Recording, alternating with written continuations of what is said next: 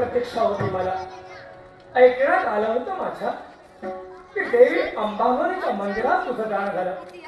मूर्तीचा चिन्ह तुकडा गेलाय काय सापराच्या मानवाने तुझा केला पण अचानक तुझाने मानवांचा वैमनस्य